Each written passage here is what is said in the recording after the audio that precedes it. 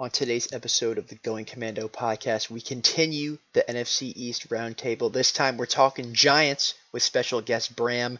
I will say this was recorded prior to Sunday and their unfortunate loss to the Cowboys, but nonetheless, we got a lot of good content in this episode. So stick around. We are talking the New York Football Giants, and let's get the show started.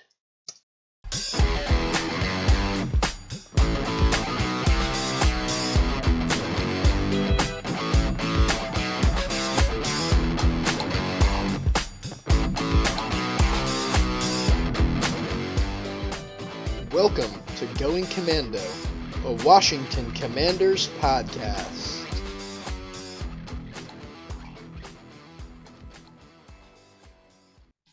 Ladies and gentlemen, welcome back to another episode of the Going Commando podcast. We continue our NFC East Roundtable. This time we're talking the New York Football Giants. We're bringing on none other than our Giants expert, Bram. Bram, it is fantastic to have you on the show. Welcome to the podcast. How are you doing tonight? I'm doing great. It's great to guest on the pod. I'm excited. It's going to be a great year. I think things are trending upward for both teams, so I can't wait to get into it. And I can't thank you guys enough for having me. Absolutely, man. It's been a long time coming, long time supporter of the pod on socials. So we are excited to have a New York Giants perspective of things as we get ready for the season. So I guess kind of to start off, I would say probably the most significant story surrounding your franchise last couple of years has been your head coach, Brian Daboll, of course, winning Coach of the Year last season, coming out of nowhere, Giants making the playoffs, perhaps under some interesting circumstances, Sunday Night Football game. We'll get into that later. But initial thoughts on Daboll heading into year two? Yeah, I mean, I think most Giants fans would agree he's the Messiah. He's a great coach, and he brings something to the team that we haven't had since Coughlin, which is just a terrible, terrible temper. I mean, you can see like he just turns into a beat. He's going crazy on the refs. He's going crazy on the players. And then post game practice, all that other stuff. He's curt, but he's a pretty mild mannered guy. I think you look at the Giants, the roster, it hasn't been great. I think he hasn't had a ton to work with, and to see the improvements in the places we did last year is a testament to what he's doing from a coaching standpoint. He brought in great coordinators, Mike Kafka, Wink Martindale. Both those guys have reinvigorated the offense and the defense, which, perfectly honest, neither side of the ball has been good for the Giants in a long time. So I think he's great. I think he's the real deal. And there's no persona he's trying to present. Joe Judge, I think is one of the most egregious examples of an NFL coach coming in and trying to set a personality for the team and an attitude for the team that just wasn't genuine. And people always said Joe Judge says all the right things. Okay, well, maybe he did for a while. He ended up saying a lot of the wrong things, but he was a phony. At least for the Giants, and Brian Daboll is far from that. He's the real deal, and we love having him.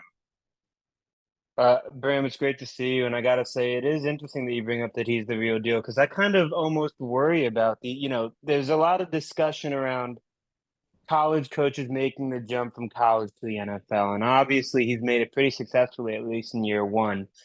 But there's this idea of the sophomore slump in sports. It's this weird sort of thing where I think it's really when guys get tape on you and they start kind of game planning around your stuff.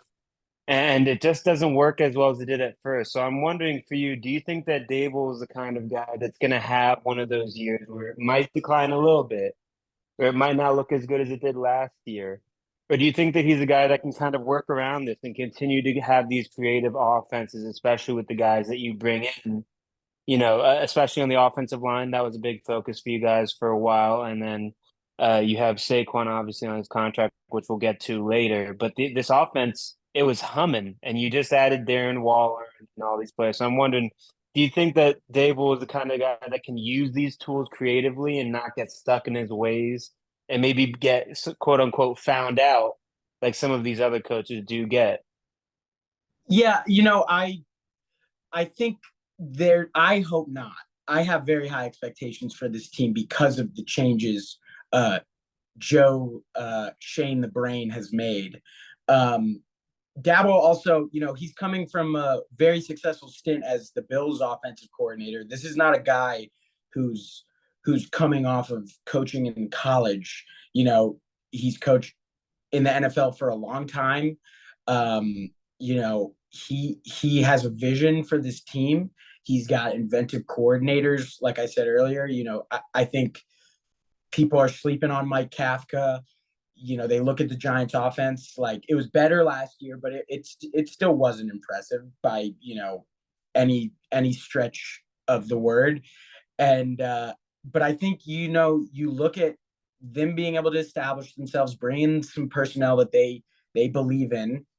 And I think they'll get even more creative. Now if there is a sophomore slump, which unfortunately I think there's a large chance. I think more than anything, it can be chalked up to our schedule. The Giants have a brutal schedule this year, and they're already playing in the toughest division in football. So, at the end of the day, the buck stops with him. It's all on Daboll. It's all on him. And he's not the type of guy to say, "Oh, we have to play these teams," or this happened. He will take full responsibility. But I don't think this year, an underperformance is an indictment of his job as a coach in his second year. I have faith in him, and regardless if the team wins 3 games, maybe I'll be scratching my head thinking, what is this guy doing? But I don't think that's going to be the case. No. Well, consider this: the Giants last year, they were commended. Dable was commended for coming in and kind of setting a tone, changing a culture. Guys were clearly wanting to play for this guy, fired up to play for him, and the talent, all things considered, maybe wasn't quite there. Is more so like a testament to the job that he had done. And with that being said, the Giants won a lot of one possession games, a lot of close games that they kind of gritted out. Sometimes came down to coaching or decision making. Like I remember that, I believe it was the first game of the season against the Titans, they went for 2 to win. Yeah. So does that concern you at all? Having so many close calls last year, is the ball gonna be able to bounce the same way that it did last year for this team? That's a great point. You're totally right. And I think my perspective of it was always that, yeah, obviously we would like to beat teams by more than one possession, but there is a desire and a tendency for offenses and coaches on the offensive side of the ball to want to score 30, 40 points a game. Everybody wants to be the Chiefs or the Bills, but they can't.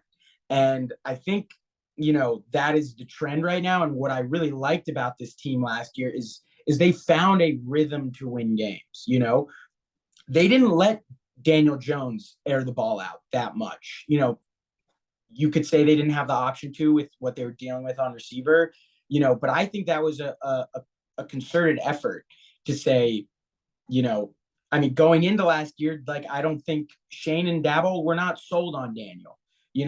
Daniel the player. I think everyone who's come across Daniel Jones is sold on Daniel the man. He's a smart kid, he works hard, and he doesn't run his mouth. And I think that's really what a lot of teams are looking for. But I totally think, they found ways to win games, and they're going to find ways to win games again. And I think they will open it up this year in the playbook. So Yeah, close games, were our friend last year, and that'll be harder with the type of teams we're playing. But I have a faith, it's you bring up the 2-point conversion. That was such a turning point, especially when you look at how the season ended the year before. The just disgusting double QB sneak. I couldn't think of a more drastic switch to the other end where it's like we're playing a team that has been good in the AFC, that has, beaten us the last few times we played them. And, no one thought the Giants were going to even be in that game. And for him to say, you know what, screw it, like, let's go for it. I think that's the type of guy he is. And if it comes down to decisions like that again, I have the confidence, he won't be afraid to do that if he thinks it's the right call. Hey man, underrated play call, that third down QB sneak. People sleep. That was a historic moment in NFC East lore. I cannot even begin to express how painful that was. I almost vomited in my mouth. Well, I'm sure that we, as Commanders fans, have shared that same sentiment for multiple games. But I do think it's interesting. You bring up Daniel Jones, and I think that's a guy that we really do need to talk about with this Giants team. Now, I'm a story guy. I kind of like the narrative, right? And the narrative of Daniel Jones when he was first drafted by the Giants was this guy is Eli Manning 2.0. He's not gonna impress you with his physicals. He's got the mental there. He understands the game. He came out of Duke, which is a place that creates these sort of he creates these really smart quarterbacks who kind of have decision making more on their mind than making the play, so to speak, making the right play rather than making the play. Um, and he gets this big contract, and I think it's something that Giants fans somewhat unfairly have to deal with the repercussions of, especially considering he's a rather talented quarterback at times. I mean, he has his gaps here and there, and it's the Giants, so no one's going to give you any sort of leeway on those moments. But he's a guy that really is going to decide the fate of your team for at least maybe the next 3 to 5 years. So I wonder, as a Giants fan, as you go into this next season and you get guys like Jalen Hyatt, you have guys like Darren Waller, you have this sort of offense which is almost undervalued in the amount of talent that it has. Where do you see Daniel Jones going? Does he continue to have that Eli marker sort of stamped onto him? And is the expectation a Super Bowl at some point from him? I mean, what do you as a Giants fan see out of Daniel Jones? Yeah, I mean, it's really quite interesting because I think you'd be hard pressed to find a situation where a player coming off of signing a multi-year contract has more to prove than Daniel Jones does this year. He has a lot to prove. In terms of him being the second coming of Eli, in terms of who he is, it's uncanny. The way they talk, the way they emote in their faces, it really is bizarre. You mentioned Duke, great quarterback coach. I believe his first name is David, but last name Cutcliffe. Worked with both Mannings, worked with Daniel extensively. I absolutely believe. I said before the draft, I thought the Giants were going to take Jones. I just thought they were going to take him at 17, not 6. And so, yes, I think he's been billed as that since he was drafted, and for good reason. However, I actually think if you can look past, the trip on the touchdown run and the fumbles, and he sometimes can look quite goofy on the field, I think he actually is quite impressive physically. He's a big dude. He takes hits. You can look at the last time we played Tampa on a 2-point conversion, putting his shoulder down and steamrolling Gerald Everett, who's like a 300-pound lineman. He is a physical specimen that, quite simply, Eli Manning never was. That being said, I've had my doubts about Daniel. I think anybody who watches our games has. I think last year there were very few times he gave us reason to doubt him beyond the atrocious pick he threw in the Titans game. So I really think, this is literally the first time he's had a competent offensive coordinator for a consecutive year in his career. the wide receiver room is still, shaky. I happen to think that they found really great ways to get production out of those guys last year, and I think they'll do so again this year. And I know we'll get into additions later, but I think there's some people to watch. But yeah, the contract was always going to be a big splash. I think that's more a result of the market. Quarterbacks are just getting paid so much freaking money, and I'm not going to sit here and say they don't deserve it. Like it is. There's not a single position in all of sports that's more important. But I also think if you look at the numbers, there's some wiggle room for them after 2 years. If they're not happy with it, they can get out of it. And I think in the minds of Dable and Shane, he proved himself, and I really do think the sky is the limit with this guy. Like I expect a huge year from him. I got to be honest, if he doesn't have a top 10 quarterback year, I'm going to consider it a disappointment. Yeah, that kind of leads into what I was going to ask you next. Like, what do you think is the bar? I guess you kind of answered it right there, but expectations for him. Last year, a lot of the offense, again, like you said, didn't really ask him to air it out. In fact, those games he played against us last season, he was super accurate with the football, and like didn't make any mistakes, didn't turn the ball over. That was really key to like how the Giants were able to win, not turn the ball over, playing good defense. But do you think he kind of needs to like take another step in kind of his development as a passer, or is what we're seeing like, hey, we won playing this kind of brand of football last year, we're going to continue to do that? Yeah, that's a great question because, among the fan base, you'll find a lot of division. There's still plenty of naysayers, in our own camp. I think simply put, he has to throw more touchdowns. There's no way around it. He threw 15 touchdowns last year. It was enough, but for last year, but it simply put, that's not sustainable. Like he ran 7 in, he's always going to run a handful of touchdowns in, and that'll be a focal point of our game plan. But you cannot get paid what he gets paid and only throw 15 touchdowns. So yeah, I think they need to pass the ball more. Whether or not they feel confident in the guys they have right now, they clearly added Jalen Hyatt for his speed, for his ability to take the top off.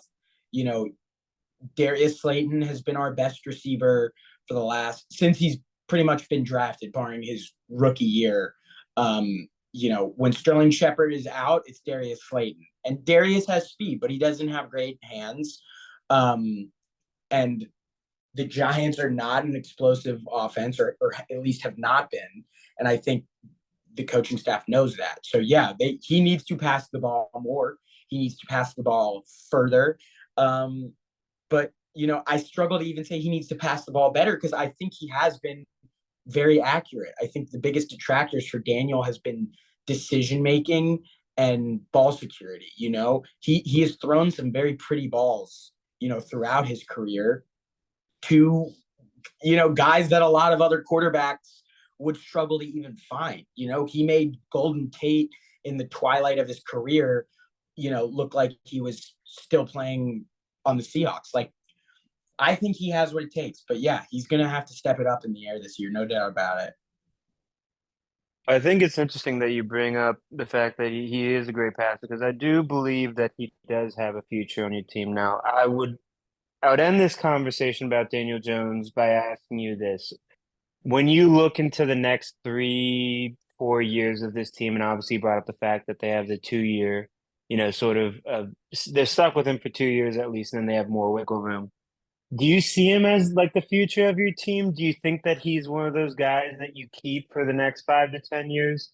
Do you feel that he is a guy, if he doesn't produce, and let's say it's of no, it might be the fault of the offensive coordinator. Maybe they do just, get a little stale.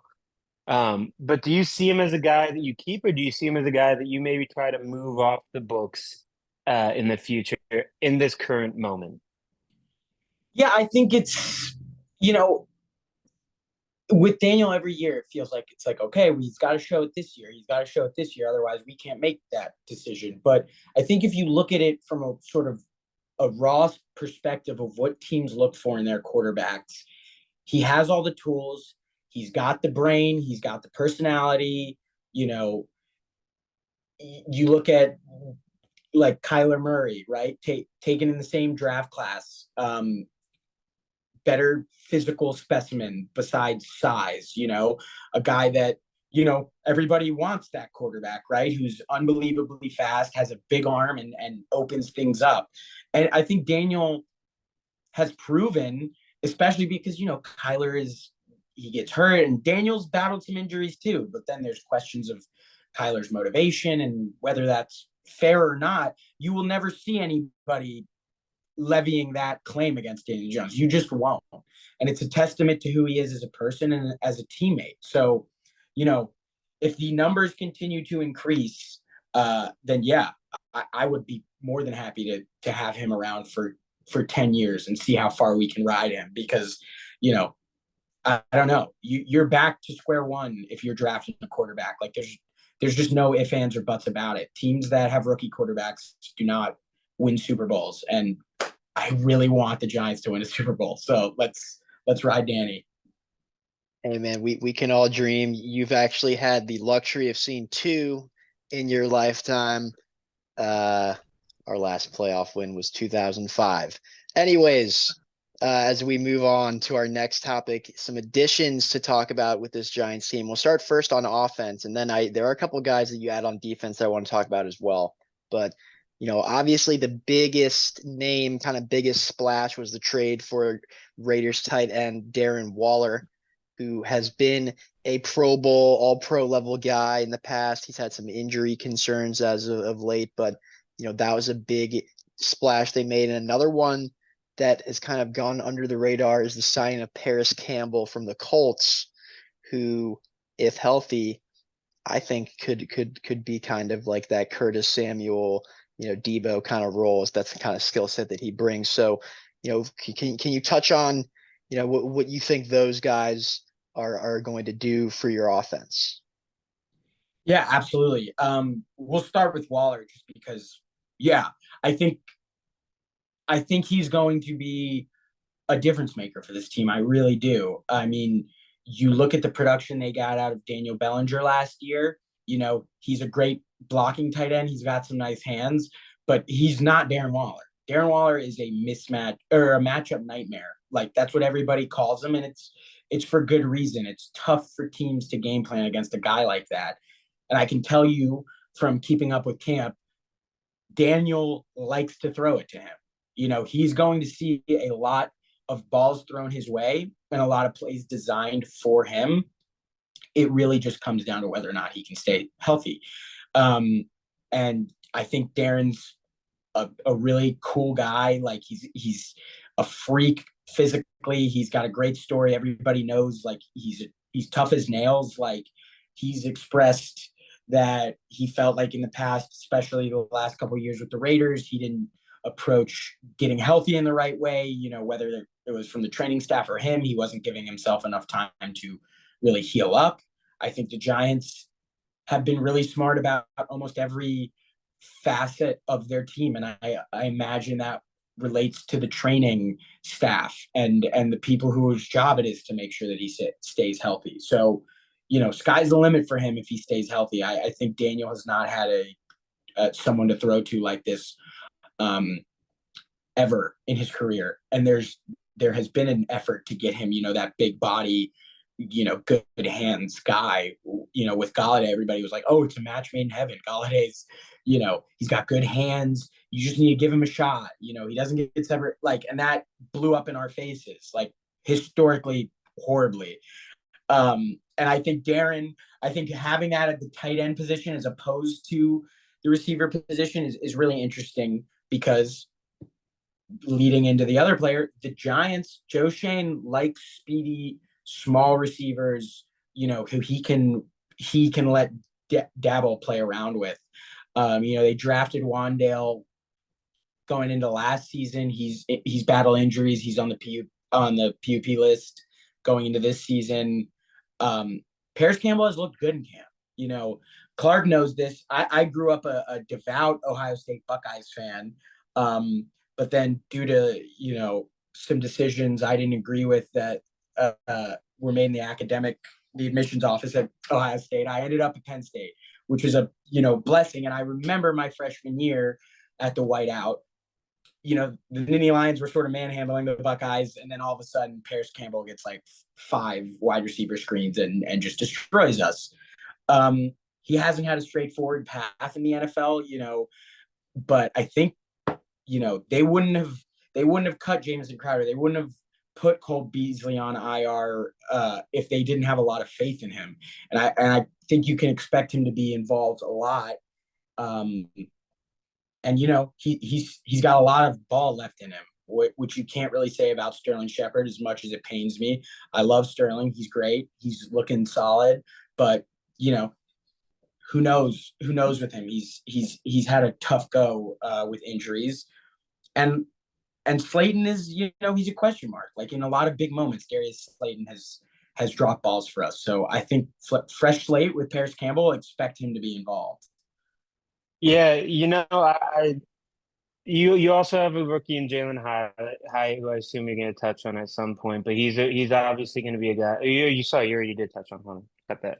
Who you touched on, who I think is really going to be an interesting guy to watch, especially in the future, because if he pans out to the ceiling that some people assume he has, then you could be seeing what you thought Kenny Golladay was with separation.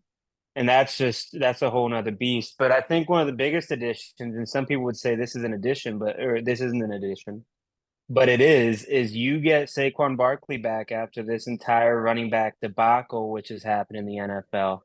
And, I personally will say for Saquon, he's probably the closest player in my viewing time in the NFL who resembles a LaDainian Tomlinson, a Barry Sanders, one of those franchise building guys. And to give you guys even more credit, you drafted very well in terms of some of the players who you've taken in the past few years. Andrew Thomas has looked pretty damn good despite early, sort of film not being the greatest. I think that you guys had maybe the best first round last year by picking up Evan Neal and Kayvon Thibodeau on the back end, who's a guy that we'll talk about when we get to the defense. But when you see the Saquon debacle going on and you see the offensive line you guys have set up for him, where do you sit as a Giants fan with all this stuff going on and all the news and all the noise being around Saquon and that kind of being the focus of the team going into this year? Yeah, you make a great point. Give me any opportunity to criticize Dave Gettleman and I will, but he's had some good draft picks. Like, there's no doubt about it. I said I'm a Penn State guy, so I will be totally honest. Like, I sit a little more on the emotional side of this debate. I think Saquon Barkley is I think he is an upstanding man. He is a generational player. He has eaten more crap than any player that comes to mind that's been drafted, in the top 3 picks, barring, quarterbacks who have just absolutely been run out of town.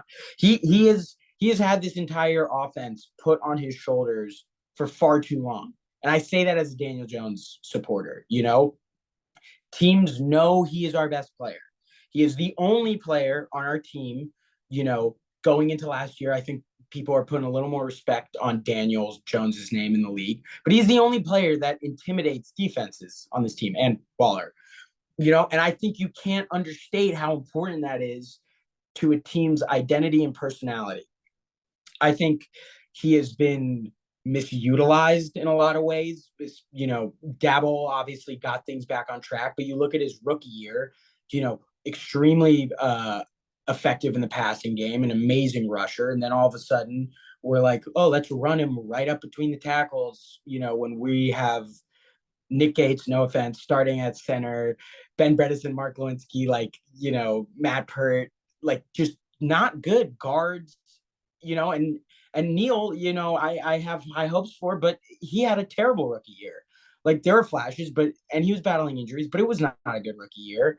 And so to approach this free agency and really, I think nickel and dime him, it really pissed me off. And it's hard for me to say that because I think Joe Shane is a good guy and he's doing a great job. And, because he's doing such a great job, he's not going to overpay for a running back. But I think Saquon Barkley is so much more than a running back to this team. You look at 2 years ago when we were somehow in December in playoff contention, and we have our game against the Cowboys and things are looking good. Saquon's, healthy. He twists his ankle on a fluke play. It sidelines him for a good chunk of that season. The Giants team we saw after that injury was a completely different team. Everybody takes a cue from Saquon. Like, I love Daniel and I love his personality, but sometimes that more soft-spoken nature doesn't translate to the locker room. And I think Saquon is all that and more for us. And he's done absolutely everything you could ever ask for. And, pay him. I'm not saying you have to give him $30 million, but give him a contract that is maybe a step below Christian McCaffrey's. I think that's what he deserves. I think even with all these additions this year, if he goes down, we are screwed, 6 ways to Sunday. Like, we stand no chance without him. And you have to reconcile that as a front office and find a way to keep him with us. So what do you think it's going to take for Saquon to, have the front office get, trust him enough to give him that contract? Because obviously it was kind of a debacle this offseason. And then eventually he agrees to a 1-year extension, not playing on the tag, but rather signing a 1-year deal. So, we might have to, do this whole song and dance again next season. So what is it going to take, for Saquon, I guess, in the eyes of the front office to earn a multi-year extension? I think that's a great question, Clark. The only sort of metric that comes to my head is like a 2,000-yard season, similar to his rookie season. And that's a big ask. And you look at Josh Jacobs, who had a fantastic year last year, and Saquon had a fantastic year last year. But these are two guys that are producing more than any other running back, and they still can't get that contract. And, Saquon did that podcast appearance. I have no idea why he went on a cryptocurrency podcast to talk about his contract dispute.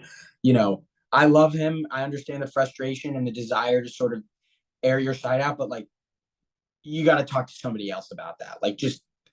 Have somebody else to, as a soundboard. But he said they can tag him again next year. And Joe Shane might, he might, even if Saquon has, his best year of his career. I happen to believe that there's something called the Giant Way, right? Where we reward players who we drafted and have been good to us. We're good to them. He's got to stay healthy and have 2,000 yards from scrimmage, I think, to get what he wants. And still there's a chance he might not get it. It's something needs to be done for the running back position. I think it's an absolute travesty the way these teams are treating their star players who are playing the most brutal position in sports.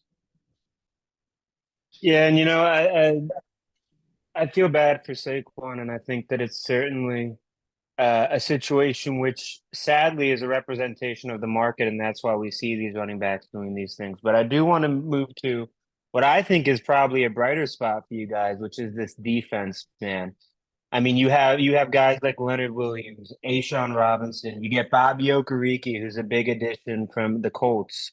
You have Adoree Jackson. You get Deonte Banks in the draft from Maryland, a guy that I think, some of us might have even thought would have been a Commander had this been a different year. And you obviously have Simmons come over to your team. And, he's looking to hopefully play a pretty big role there. So I'm wondering for you, when you look at this defense, do you see this as the bright spot of the team? Do you see it as the complement to the offense maybe? Or do you see it as something which ultimately, hey, it might still be a work in progress or it might be a finished product? It's interesting because I said earlier, neither side of the ball has been great for us in recent history. But if it did break one way, the defense was what was keeping us in games and helping us out the last couple of years. I happen to think it's going to be the opposite this year, and that's not a condemnation of the defense at all. I just think we're very young in the secondary. We have two rookies starting at cornerback this year. Not only Deontay Banks, who has looked pretty good, and Wink says is ahead of schedule, which I hope is the case. But also Trey Hawkins, the third out of Old Dominion. He was a 6th-round pick who was stunned in camp and won a starting job. And I like those guys. I'm really happy they're on our team. But especially in the NFC East, it is worrisome to be starting two rookies at cornerback. We have a Dory Jackson who's going to be that veteran in the secondary for us, and Xavier McKinney, is in a contract year. He's gonna, I as long as he doesn't hurt himself ATVing again or jet skiing, whatever, I think he'll have a great year. But that concerns me. That squad, I hope overperforms and can help us. I totally agree with you said about Okereke. I think as a Giants fan, I can't tell you how happy I am that the first move they made in free agency was going out and getting a linebacker. Like, the Giants linebackers have been atrocious. Like, we've had guys like Alec Ogletree, come in, play pretty solid for us. Blake Martinez, tackle machine, but no, the linebacker play has been terrible. We haven't had a good linebacker since Antonio Pierce, and he last played for us in 2009. Okay? If Okereke can bring any semblance of competency to the linebacker group, I think it could be night and day for us. I really do. Isaiah Simmons retweet on that linebacker talk, man. We feel you. Yeah, I know you do. Simmons coming over, I think it's a match made in heaven. Wink loves positionless football. He was really high on Simmons when he's coming out of Clemson, and we got him for nothing. I love that. They bring speed. They bring speed to the linebacker group. Okereke's great against the run. He's a great tackler. I think he reads the run very well. And there's no disillusions about what Wink Martindale plans to do. He's going to blitz the hell out of the quarterback. My main concern is, if you look at the Giants last year, we blitzed more than any team in the NFL, as Wink's defense usually does, but we were pretty much middle of the pack in terms of sacks, and QB pressure and all of those different things. So I hope we get higher in those categories. I also think we should keep blitzing that much. I think Kayvon Thibodeau is going to take a huge step this season. Edge is one of the hardest positions to come into as a rookie. He missed a couple games and still was third in pressures as a rookie. So, I think he had something like 40 pressures in 14 games, which is pretty great. And I only expect to get even better. So yeah, I think that the defense, honestly, crazily enough, is my bigger question mark, because barring, and you could say this about the offensive side of the ball too, barring the defensive line, it's not a deep team, especially on the defensive side. If guys go down, we're going to be in trouble. They brought in Boogie Basham from the Bills to back up on the edge, and we drafted Jordan Riley, brought in Ashawn Robinson. So edge, front line, we're good, but I don't know, if somebody goes down in secondary, I think things could get ugly, especially in a division with such good receivers. Hey man, you got Bobby McCain back there, NFC East legend. Yeah. You guys will be just fine in the secondary. Oh, yeah. He'll hold us down. You also had Fabian Moreau. Fabian Moreau had this is my fun story that I did want to tell you. I woke up early to watch an Aaron Rodgers London game. Yeah. Of Packers versus the Giants. And I remember seeing Fabian Moreau on the field. And the pop that came out of me at 6:30 or 7 in the morning, West Coast time, when I saw Fabian Moreau, is unmatched to this day. Yeah. Yeah, but I mean, Fabian's he's not going to start for us, but he's going to play for us. I think Jason Pinnock also, was good in camp, locked down the other safety spot across from Xavier. So, yeah, it'll be interesting to see. It really will, because it's just those corners I'm worried about. I think those guys are going to be great players, but like you guys, I mean, you got CeeDee Lamb, Brandon Cooks, Michael Gallup. You got AJ Brown, Devonta Smith, Terry McLaurin, Jahan Dotson, who's an absolute dog, probably the most undervalued wide receiver in fantasy, I think, this year. Let's go. And also Curtis Samuel, who's a great player.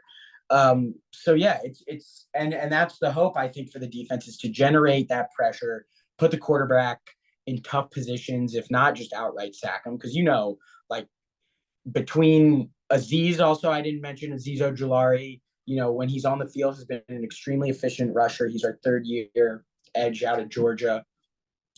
Between Azeez, Kayvon, Dexter, and Leonard, who I hope has a good year, somebody's going to get a one-on-one. Like, teams just can't double team everybody. And so if we can rush the quarterback, if we can stop the run, maybe not give those guys the best look, they should be able to help out a young secondary. All right, Bram. So kind of to wrap things up here, the Going Commando podcast, NFC East Roundtable. Our last edition was the Eagles. We asked an Eagles fan what he thought was going to happen with the NFC East this season.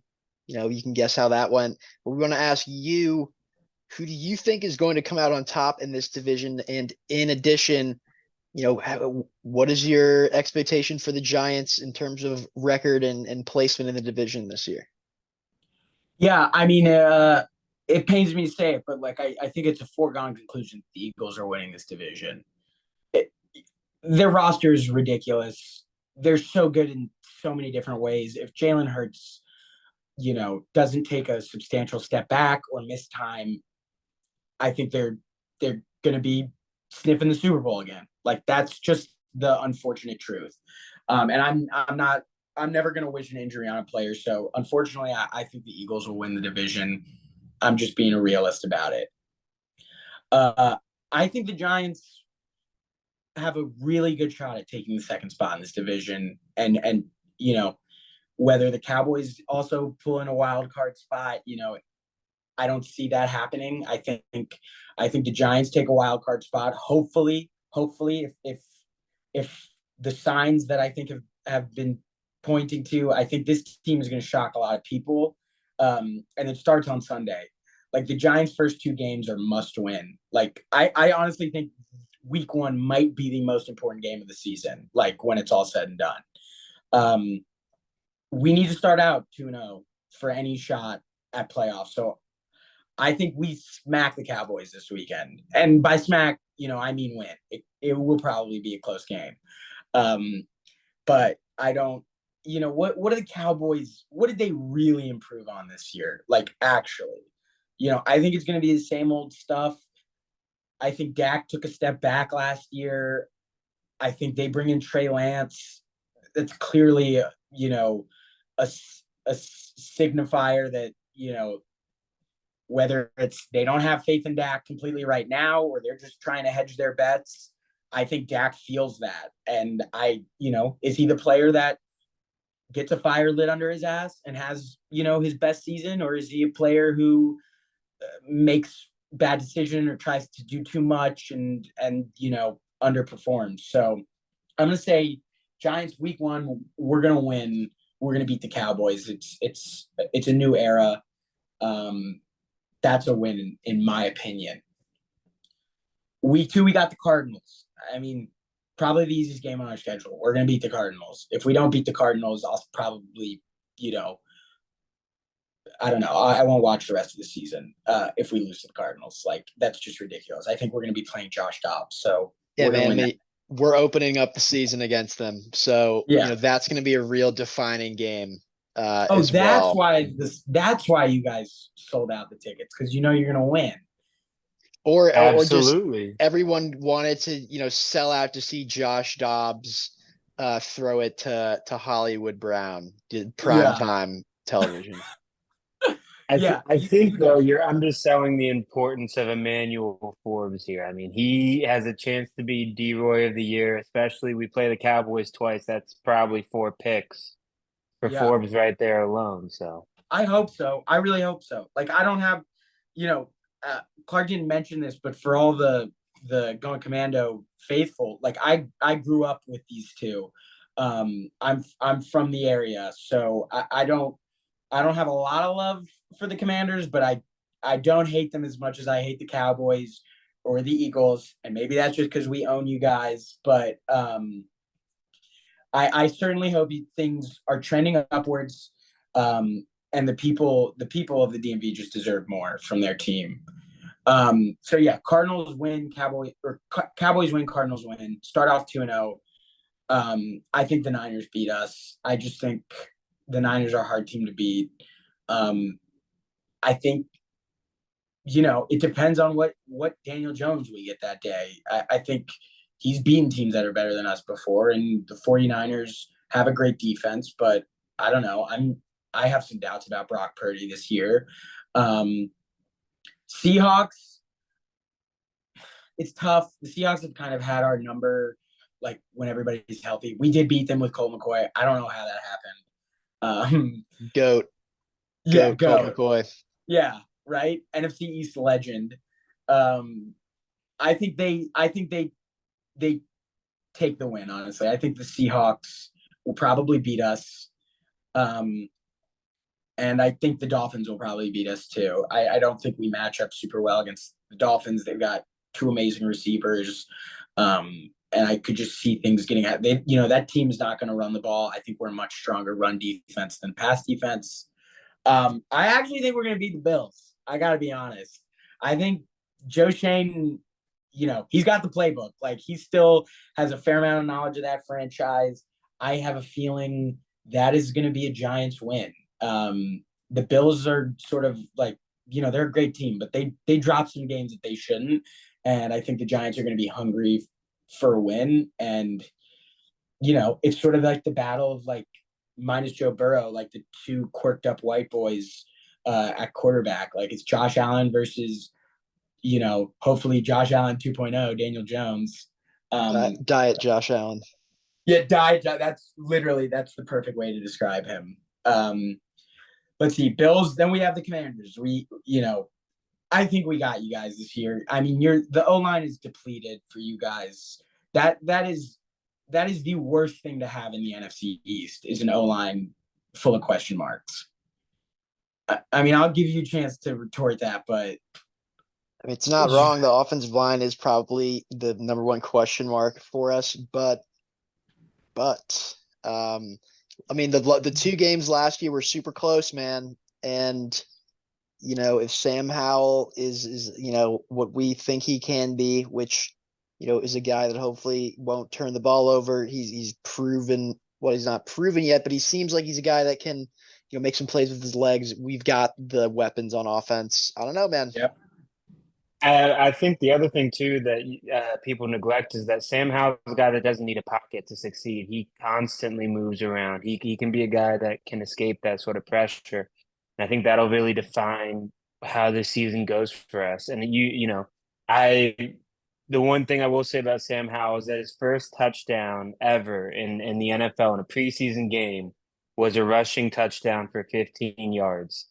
And if we can have that sort of, mobility at quarterback, I think our offensive line looks better than it is, but it is certainly not great. That might be the most beautiful play in football, the 15-yard QB scramble touchdown.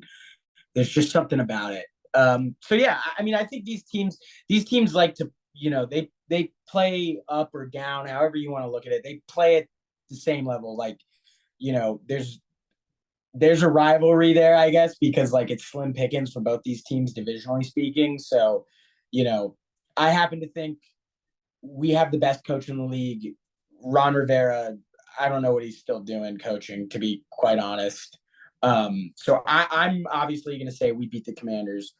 The Jets game, I don't know, man. Like that might be the game I'm most excited for this year. I think there's so much hype around this Jets team, and both these, they're fighting for MetLife, and I think the Giants are pissed about the shit that happened in the preseason. And I like the Aaron Rodgers redemption arc, but I still think he's an easy player to sort of motivate to try to kick the shit out of.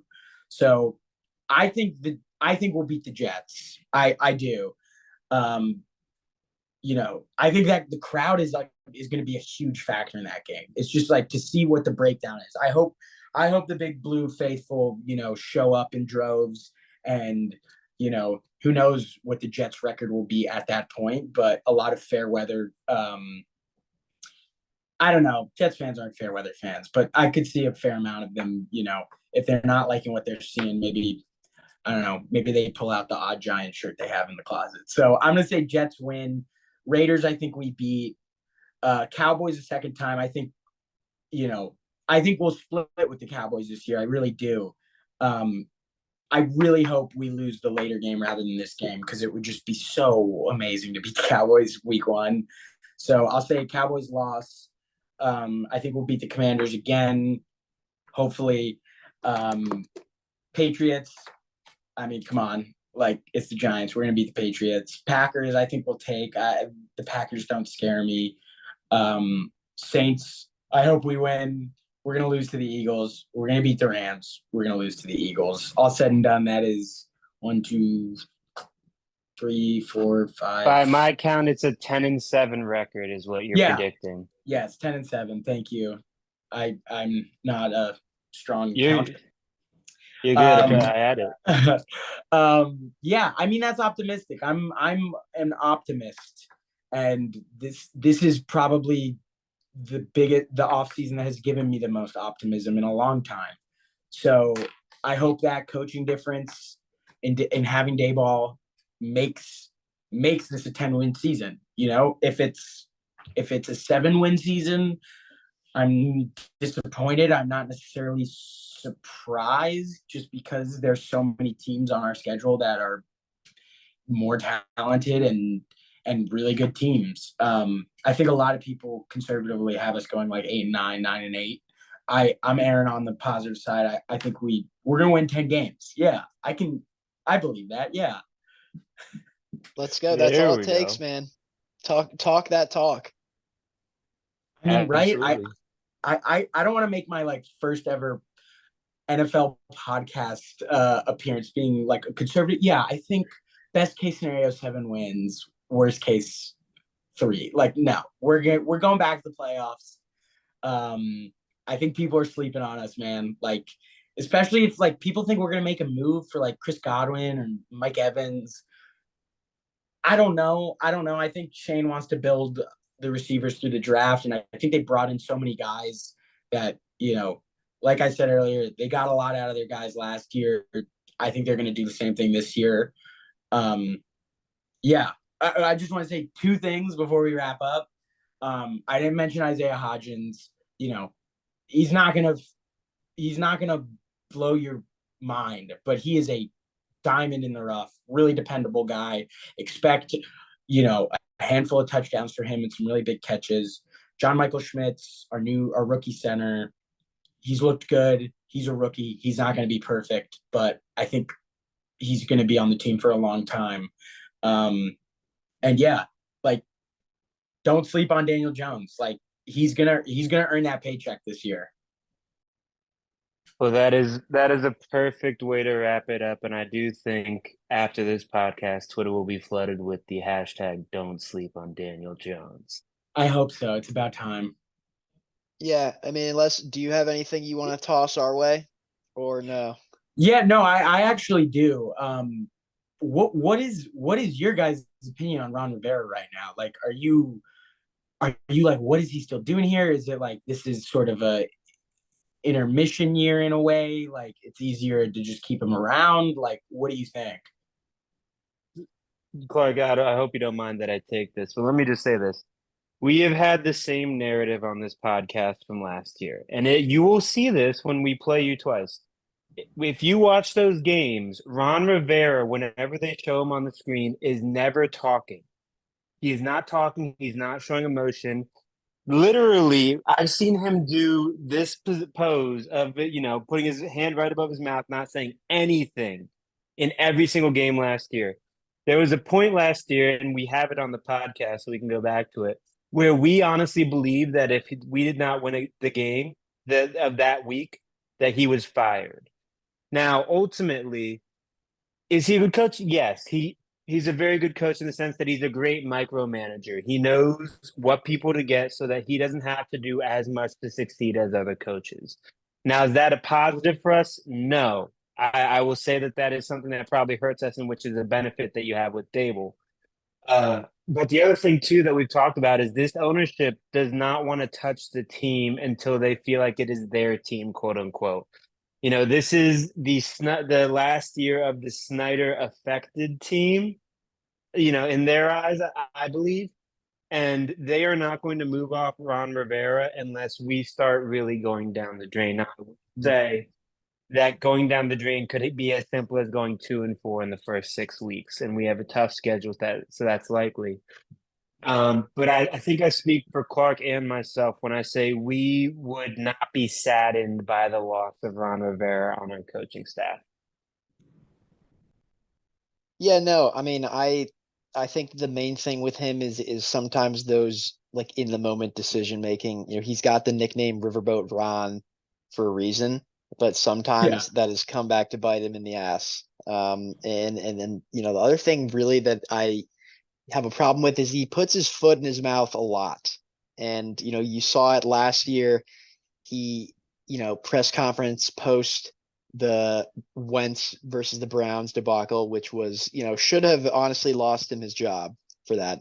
But now we may realize now that might not have even really as much been him, more so as a Snyder decision. But anyways, he had that press conference, he was like, oh, what, we can be eliminated today. Like he didn't even know that we could be eliminated, in that instance. And then, more recently with the Eric Bieniemy situation, that came out that some players were, unhappy with, the level of intensity that he brought, which first of all, I think that's great that players are complaining about it. Maybe that's an indictment on, how hard practices were, leading up to that. And in addition, you shouldn't be airing our dirty laundry to the media, Ron. Like, what are you doing? Like, I just think that sometimes, like, he's just not there when it comes to those, like, things that a head coach should be doing. I mean, he just sort of did it the other day when he's talking about Howell, and he's like, Yep. "Oh yeah, my wife was like, oh, he's so good." It's like, dude, he's on your fucking team at the most important position, and you're like, you're just figuring it out, like. Yeah, it's like he's like, oh, like, in hindsight, we maybe should have started him last year. It's like, dude, I mean, what? There's no reason to say that other than, and if things don't go right, you're really setting yourself up for, a bad look. But it's like when you're like grandpa like overshares like with a waitress or something, like, or like makes a joke that you're like, okay, grandpa, she doesn't want to hear that. He's like, no, but we were sitting and we were talking. He's like, yeah, but other people don't care. Like, that's my main thing is just like, well, he's old as dirt. Like when you're a team in the position the Commanders are in, like bring in somebody fresh or younger. Like I think probably the route is, he gets fired halfway through the season, Bieniemy becomes the head coach. That's what a lot of people have been saying could happen. And, obviously preseason, you can't overreact, but it's almost football season. I would love to overreact. The offense, like, it looked pretty good with the first team out there at times this preseason. And, last year, Scott Turner was the offensive coordinator, and I think all 3 years under Rivera, he was the offensive coordinator, and, we were mid like offense the entire time. And, with the weapons we have, I'm very much excited to see what he can do. And, if he can, come, because a lot of the indictment on him was that he's a product of Patrick Mahomes and Andy Reid. But if he can leave that system, come have success, with our team, I think he is setting himself up to get a head coaching job. And if he does well, hopefully it's with us. And I Yeah, think that also speaks to too, one last thing about the head coaching thing. We've talked about it before on the podcast. There's the famous meme of all the coaches that we've had that went to NFL head coaches that were once coordinators or position players, or position coaches, pardon me. And I think that Bieniemy is probably going to be the guy that ends that sort of drought of these guys who go on and are more successful in other places. I mean, I obviously thought it should have been McVay. I'm not a big LaFleur guy. I didn't like Kyle Shanahan for personal reasons, and also because I didn't feel like he protected RG3 the way that he should have. But this is a team where if you see us fire Ron Rivera, it is more than likely to be to the elevation of the enemy to that role. yeah, absolutely. I think that's the no-brainer because I mean, like, I'm I'm not extremely well versed in like what coordinators are well suited to take a job, but like I off the top of my head, I certainly cannot think of anyone who'd be more appealing than Bieniemy, especially after however long it is he's been there. Um, you know, when Rivera gets fired, I would also say, Clark, don't overstate the preseason, yo. That game against the Ravens was the most meaningful Washington victory in a long time. I mean, you guys should really soak that in, enjoy it, because it's probably going to be a long year. And I'm only saying that because we're coming off our best year in a long time. And I know, all the listeners, I know it could be a long year for us too. But Clark knows I like to talk shit to him. So Hey, raise the banner, man. I mean, beating the Ravens undefeated streak. But I mean, either way you slice it, man, even if this is an underwhelming season in terms of results, I mean, the vibes could not be higher right now to be a fan of this franchise. I mean, you've witnessed this team go through some dark, dark times, witnessed some fans of this team during those dark, dark times. And, this is finally a time where we sold out the first game. The city, back in the day, my parents were growing up, the Redskins meant so much to this city. And, I'm just really hoping that we can get back to an area of football in this town that's meaningful and that, people can get behind. I really hope so too. It's better for the league. It's better for the Giants, better for the Cowboys, the Eagles, and you guys deserve it. And Dan Snyder is just a a reproachful human being and a shitty owner. And I'm very like it's got to feel like such a curse has been lifted. I know what it felt like when Dave Gettleman, got fired. He was just the GM. Like your ownership has been holding you back. Like that's very frustrating. And I'm very happy you guys are past it. And I hope, like the Giants, the Commanders are on the uptick. Who said we were past it? We still have the PTSD of the Snyder era, but Right. um, Sorry, but it's like a it's for the most part like he's it's getting run out massive. of town. Yeah. Yeah. It's massive. It And matters. I appreciate you saying that because I feel like, there's got to be a little bit of a moment deep down inside you that might be missing Snyder, man. I mean, you kept us down low for a while. I mean, are you sure? You want to. Yeah. I mean, look, like it was nice to have like a punching bag as a Giants fan during such a dark decade, but I just know from growing up in that area, like not only was he bad at his job, he's an asshole and he's treated people horribly and he's probably, if not definitely at this point, I don't know, it's been proven or not proven, committed crimes. Like the guy is just a scumbag. And, I have close friends who root for that team. So I still think we'll have your number because you don't have our coach and you don't have our quarterback or our running back, but who knows if we'll have him next year. But yeah, I'm happy for you guys. I'm happy for you guys. Well, Bram, that means a lot, man. And it was an absolute pleasure to have you on tonight. We'll have to have you on again at some point in the future, talk some ball, talk some shop, see if your predictions on, the Giants Commanders this year hold true. But, nonetheless, absolute pleasure having you on tonight. Guys, thank you so much. This was so great. Great to talk to you guys. So excited for the season. Thanks for letting me ramble. Clark, give my best to your family. This was so fun. I'll be on it whenever you guys want. Hopefully I didn't say anything too dumb. So yeah, thanks again, guys. Absolutely. And that will do it here at the Going Commando podcast. For myself, for our guest Bram, for my co-host Tom, for our other co-host Chris, who unfortunately could not be on tonight's episode, I am Clark. And as always, HTTR and HTTC.